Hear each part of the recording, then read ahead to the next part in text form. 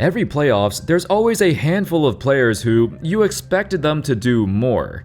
You feel like, hey, this was their year to prove something, to show their skills under the spotlight in the playoffs. They put themselves in position all season long for this moment, and yet they faltered.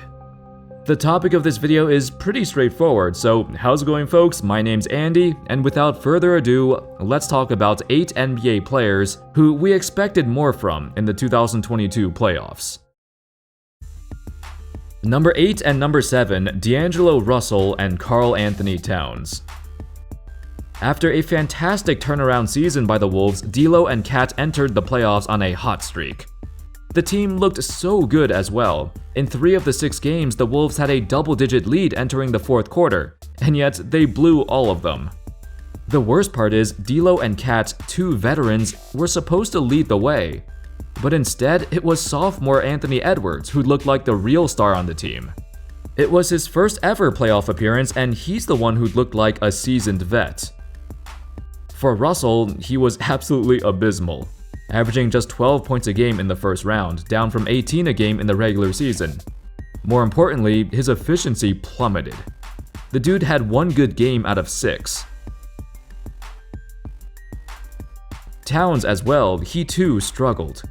While he was better than Russell, in games 2 and 3, Cat shot just 7 shots and 4 shots respectively. The Grizzlies forced him to give up the ball way too often.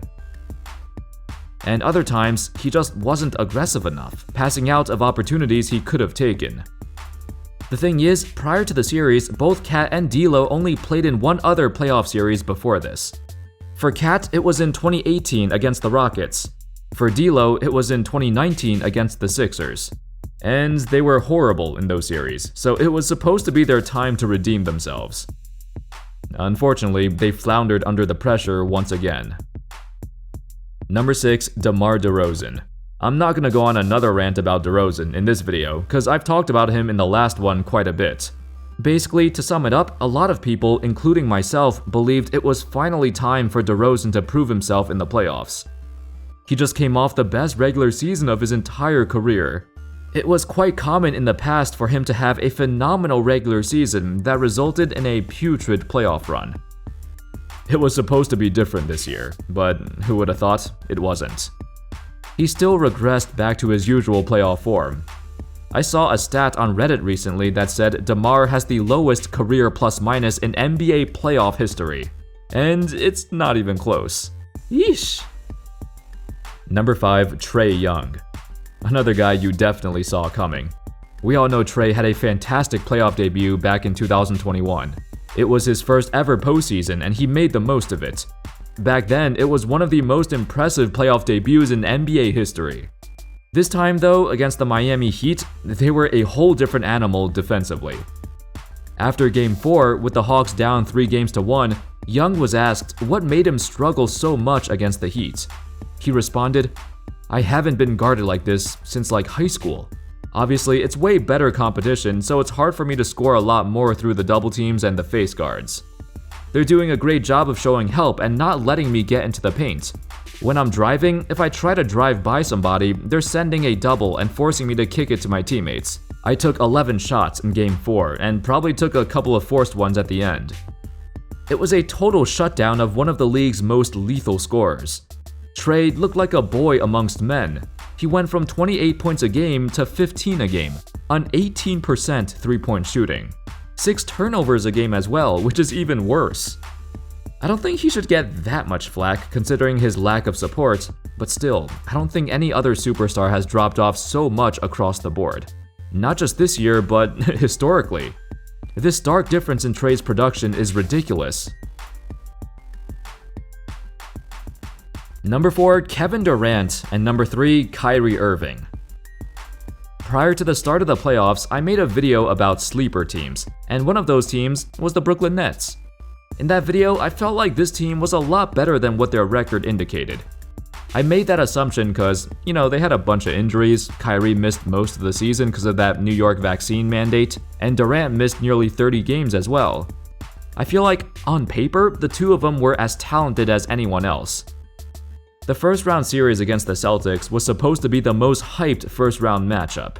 but it turned out to be quite anticlimactic. Durant got completely shut down. Statistically, it was his worst playoff series since 2010. His efficiency was stunningly low, especially for his standards. Plus, he turned the ball over about 5 times a game. Defensively, the Celtics utilized a variety of options. They would sometimes blitz him out of nowhere.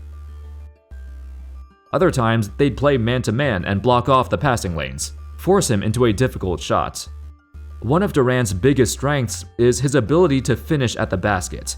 For his career, he hit 74% of his shots at the rim. In the series against Boston, that fell to a whopping 29%. 29% at the basket for Kevin Durant. That's insane. Whenever he even got remotely close to the paint, he'd see another defender right on him, sometimes 2 more. For the first time in his career, the unstoppable offensive force looked vulnerable. As for Kyrie, overall his averages were fine, mostly because he popped off in Game 1, but his other 3 games were quite bad. He didn't have much of an impact. When Marcus Smart won Defensive Player of the Year, some believed it was a joke, or it was a narrative award. There's no way he's the best defender in the league, right? Now, he may not be, but he's still pretty damn good. Few point guards in the league can aggressively hound a superstar like Kyrie.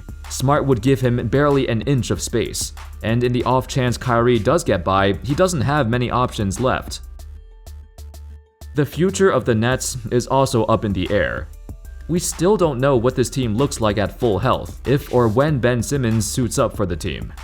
If things come together, they should be a force to be reckoned with, but then again, they might have the sketchiest big 3 in NBA history.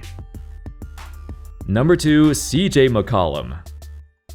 After getting traded to the Pelicans, CJ McCollum went on a rampage. For the first time of his career, he was no longer playing alongside Damian Lillard, so now he had full control of the offense.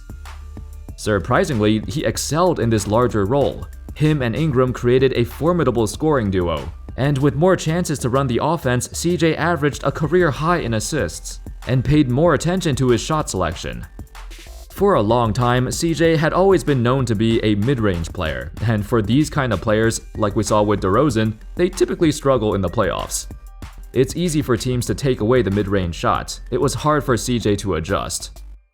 Come playoff time, he looked like a chucker, as usual. He shot less than 40% in 4 of the 6 games, and his 3-point shot dipped significantly. Prior to that, he just had an incredible game against the Spurs in the play-in tournament. But that energy did not carry over against the Suns. Number 1, Donovan Mitchell. Remember a few years back in the bubble, Donovan Mitchell had one of the greatest playoff series of all time against the Denver Nuggets. He had 2 games of scoring 50-plus points. Overall for the series, he averaged 36 on ridiculous percentages. At that time, he was a young 23-year-old lad. The sky was the limit for Mitchell and the Jazz. He continued his rampage through the 2021 playoffs too. Individually, he was still incredible. But since then, his career has kinda stagnated. I mean, he's still averaging like 25 a game in the season, but he's been at the same level for a few years now. Defensively, he couldn't guard a parked car. In this year's playoffs against the Mavs, his defense got exposed. But even worse, his offense was not good enough to offset that. This was a prime opportunity for the Jazz to get a lead on the Mavs, with Luka sitting out the first 3 games. It was a great chance for Mitchell to dominate, to carry his team to victory. But instead, he got outplayed by Jalen Brunson. Now, no offense to Brunson, but if you have a coveted all-star, he should not be getting outplayed by Jalen Brunson. Mitchell was chucking the ball like crazy, and barely hitting it, and Gobert shied away from the spotlight. Their all-star duo faltered when the Jazz needed them most. They were nowhere to be found. This team will have some tough decisions to make. They could run this back if they wanted to, but I'm not sure they will. We'll see what happens. Maybe they'll blow it up. Anyway, those were 8 NBA players who we expected more from. Let me know your thoughts in the comment section. Do you foresee any of these guys bouncing back and crushing the doubters next year? Do you see any of these guys getting traded in the offseason or joining a different team? Thank you all so much for watching. I hope y'all enjoyed the video, and of course, as always, I'll see you next time. Peace.